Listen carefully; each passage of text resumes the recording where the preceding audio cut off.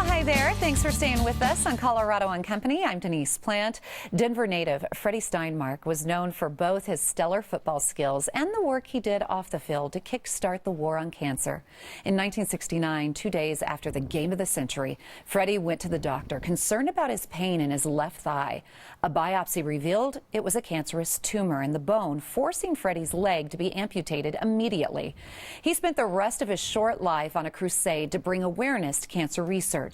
Now his story is being made into a major motion picture called My All-American. Steinmark's brother Sammy and nephew Freddie Joe joined me this morning with more on his incredible journey. Nice to see both of you. Well, it's great to see you, Denise. Thank you. Well, I have to tell you, Sammy, I know you and your brother were extremely close. You even traveled with the team, from what I understand, which has to be pretty cool. What was it like to watch him, not only as a brother on field when he was doing some amazing things, but when he was going through his fight with cancer and doing amazing things off the field, too? Denise, it was a great thrill for me to be with Freddie every day.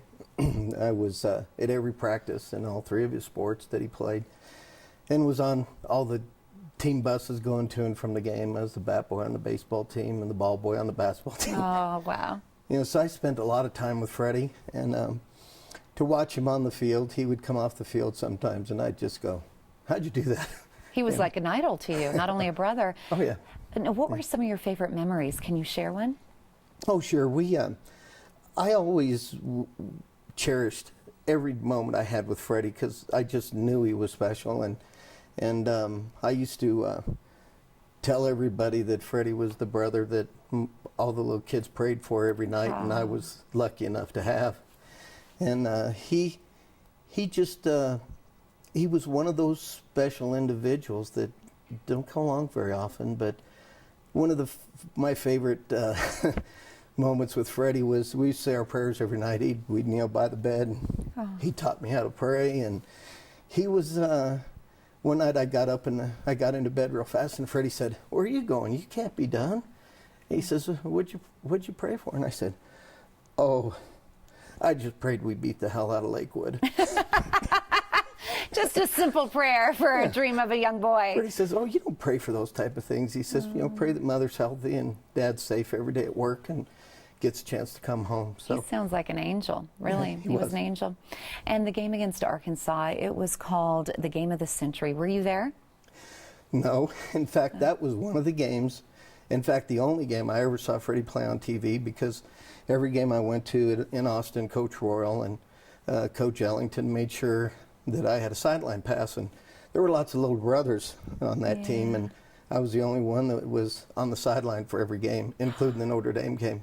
But the Arkansas game, the weather was bad, and to get last-minute airline tickets was out of the question, financially. So we watched it from home, and that was very weird because I'd never watched Freddie play from anywhere but the sideline in any sport. Wow. So. And I can see, I mean, even after all these years, you're tearing up a little bit. Your brother means a lot to you. Still does. It means a lot to a lot of people. Now, Freddie's story inspired the war on cancer, from what I understand. After his death, shortly after, President Nixon signed the National Cancer Act into law. How has the cancer research changed since 1971? Oh, it's changed immensely. I think anybody's family that has been touched by cancer, and so many families have been touched by cancer, but President Nixon had called Freddie when he was in the hospital because he had a chance to talk with Freddie in the locker room after the game of the century against Arkansas. And he called Freddie and invited him to the White House, and he fell in love with Freddie. And when Freddie passed away, President Nixon had sent his attaché, Bud Wilkinson's son, to our home. And my mother, he asked, "Is there anything that President Nixon wanted to know if there was anything he could do for you?" And my mother just said, "We need a war against cancer." Oh. So that was my mom. That was Oh, that's so sweet. That's such a blessing. Yeah. The book is going to be released September 1st, and there's a movie that's going to be released November 13th. How involved were you in both of these projects? Well, I was very involved in the book with Bauer Yusey and Tom Crine, who's our family attorney. And Bauer was Freddie's teammate for years, since the time they were 6 years old till they played together in the Lakewood game, and he became a writer. So I was very involved in that for 3 years. They had unprecedented access to all the family archives and our family for 2.5 years. And then I was at the filming for 75% of the time. I worked for a company called Distribution Now, and my boss, Bob Weber, he was very good to me and gave me a lot of time to be in Texas during the filming. So probably 75% of it. And I guess you'd call me a consultant. Well, good. Nobody knew him best. It sounds like you were the closest to him. Now, Freddie, you played a small role in the upcoming movie. And tell me, and he was your uncle, from what I understand. Yes. Is that right? Mm-hmm. Okay, tell me about your experience. It was fun. It was a great experience. Not a lot of people can say they were a part of or in a major motion picture, so it was a really good experience. It was a lot of fun. It was good to be with a lot of people that knew him, teammates and old coaches and all of his friends from college, and just hear stories that they had to say, and everything that they had to tell me was very So they've exciting. told you, your uncle, or your dad, and your friends and family members have told you a lot about your uncle then? My whole life. Your entire life. And so this had to be amazing for you to actually be part of it again. It was awesome, yeah.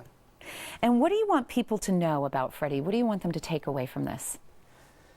I hope they take away Freddie's true essence.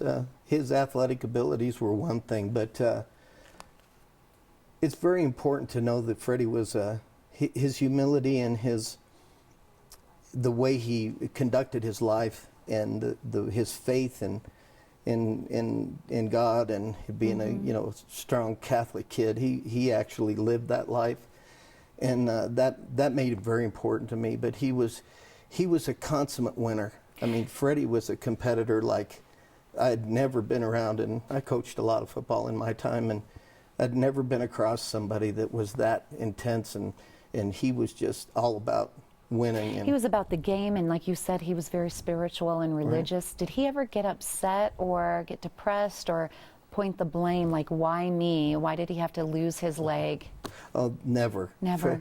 Freddie always deflected all of anything he was going through. If somebody came to talk to him, he would always say, well, how are you doing? How's your family? He'd know something about them and deflect it towards them. He never talked about himself ever that I knew, and I was with him the most, so I really knew that. Who plays Freddie in the movie? Finn Whitrock. And how was that for you, watching him play your brother? It was very exciting. I was really proud of the fact that Freddie could touch even Finn. Finn, we've talked about, we spent numerous hours together, him asking me questions on what Freddie was all about. In fact, he was just nominated for an Emmy in American Horror Story, and he played one of the sons in the Noah movie. And he was so intent on trying to get Freddie's character right, and he goes, oh, this is the hardest thing I've ever done. Yes.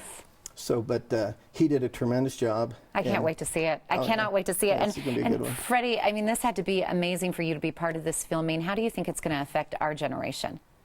Well, I think no matter what age you are, it's Americans always love an inspiring story, and underdog who defies the odds and succeeds through adversity. So I think, especially today with not very many positive role models out there, my uncle's story is one that people can look up to and be inspired by. Well, thank you for giving us a sneak peek and sharing a little bit of Freddie with us. Oh, sure. You're welcome. It's a blessing. Our pleasure. The book, Freddie Steinmark, Faith, Family, Football, will be released September 1st in bookstores nationwide. Now, the movie is called My All-American, and that stars Aaron Eckhart and Finn Whitrock. It's going to open in theaters November 13th. If you'd like more information, please visit this website. Go to FreddieJoeSteinmark.com. That's FreddieJoeSteinmark.com.